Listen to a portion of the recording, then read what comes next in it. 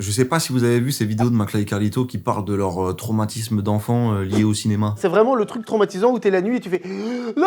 Bah moi quand j'ai vu cette vidéo, bizarrement ça m'a un peu donné envie de retourner là-dedans. Un peu d'affronter mes vieux démons quoi. Bref, là aujourd'hui je vais vous parler d'un film qui m'avait traumatisé. Je vais vous parler de Sleepy Hollow, la légende du cavalier sans tête. Le film de Tim Burton, ouais. Je suis l'inspecteur Ichabod Crane.